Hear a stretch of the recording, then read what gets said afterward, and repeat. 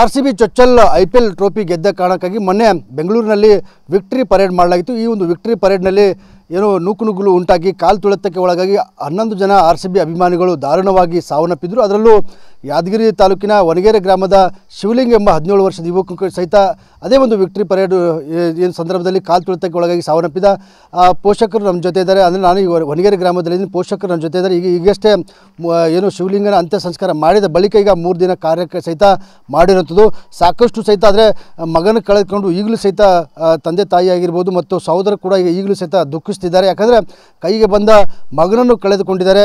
ಯಾಕಂದರೆ ಎಲ್ಲರೂ ಏನು ಶಿವಲಿಂಗರ ತಂದೆ ಚಂದಪ್ಪ ಆಗಿರ್ಬೋದು, ತಾಯಿ ಮತ್ತು ಸಹೋದರ ಬೆಂಗಳೂರಿನಲ್ಲಿ ಗಾರೆ ಕೆಲಸ ಮಾಡ್ಕೊಂಡು ಜೀವನ ಮಾಡ್ತಾಯಿದ್ರು।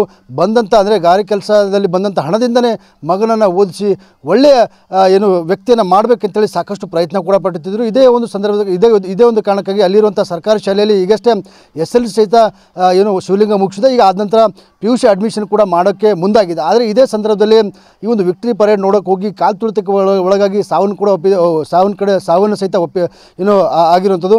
ಸದ್ಯ ನನ್ನ ಜೊತೆ ಏನು ಶಿವಲಿಂಗರ ತಂದೆ ಚಂದಪ್ಪ ಅವರು ಇದ್ದಾರೆ, ಅವ್ರ ಜೊತೆ ಮಾತಾಡ್ತೀನಿ। ಚಂದಪ್ಪ ಅವರಿಗೆ ಮಗನನ್ನು ಕಳೆದುಕೊಂಡಿದ್ರಿ, ಸಾಕಷ್ಟು ದುಃಖ ಆಗ್ತಿದೆ। ಈಗಷ್ಟೇ 3 ದಿನ ಕಾರ್ಯ ಸಹಿತ ಮಾಡಿ ಬಂದಿದ್ರಿ। ಈ ಕೂಲಿ ಕೆಲಸ ಮಾಡಿಕೊಂಡೆ ಮಗನನ್ನು ಬೆಳೆಸ್ತಾ ಇದ್ರಿ। ಕೂಲಿ ಕೆಲಸ ಮಾಡಿ ಲೇಬರ್ ಇದು ಮಾಡಿ ಕೂಲಿ ಇದಕ್ಕೆ ಸಾಲಿಗೆ ಸ್ಕೂಲ್ ಓದಿಸ್ತಾರೆ। ಈ ವರ್ಷ ಕಾಲೇಜಿಗೆ ಹೋಯ್ತಪ್ಪ, ನನಗೆ ಸ್ವಲ್ಪ ದುಡ್ಡು ಬೇಕು, ಆಯ್ತಪ್ಪ ಓದು ಹುಷಾರಾಗ ದುಡ್ಡು ಕೊಡ್ತೆ, ಇಲ್ಲೇನು ಸಾಲ ಮಾಡಿನೋ ಕೊಡ್ತಪ್ಪ, ನಿನ್ಗೆ ಹುಷಾರಾಗಪ್ಪ, ಆಯ್ತಪ್ಪ ಓದ್ತಿ, ನನ್ನ ಕೆಲಸನ ಮಾಡ್ತಪ್ಪ, ಈ ಕಡೆ ಕಾಲೇಜಿನ ಓದ್ತಪ್ಪ ಅಂದ।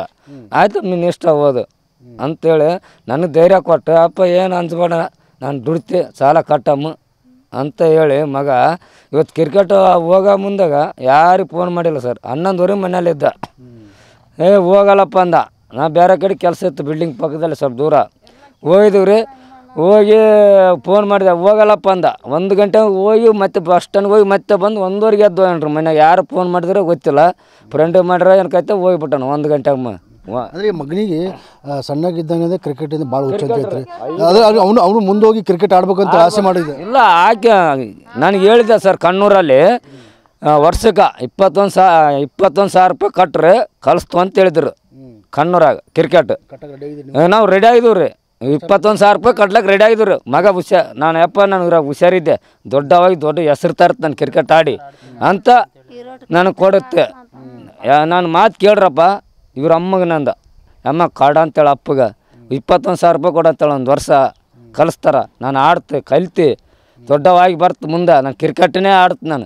ನಾವು ಯಾವ್ದು ಕೆಲಸ ಬೇಡ ನನಗೆ, ಇರೋಟು ಮಾಡ್ತೀರಿ ನಾನು। ಆಯ್ತಪ್ಪ ಮಾಡು, ಎಲ್ಲೇನು ಸಾಲ ಮಾಡಿ ನಿನಗೆ 21,000 ರೂಪಾಯಿ ಕೊಯ್ಸ್ಕೊಂಡು ಕೊಡ್ತೆ ಅಂತ ಹೋಗಪ್ಪ ಅಂದೆ। ಸರಿ ಅಪ್ಪ ಅಂದ। ಸರಿ ಅಂದಮೇಲೆ ಆಯ್ತಪ್ಪ ದುಡ್ಲಿಕ್ಕೆ 1 ವರ್ಷ ದುಡಿತೀರಿ ಕಾಲೇಜ್ ಬಿಟ್ಟು ಅಂದ। ಆಯ್ತು ಬಿಡಪ್ಪ ಅಂದೆ, ಡೈರೆಕ್ಟ್ ದುಡ್ಡು ಕಟ್ಟಿ ಮಾಡ್ತಾ ಸರ್।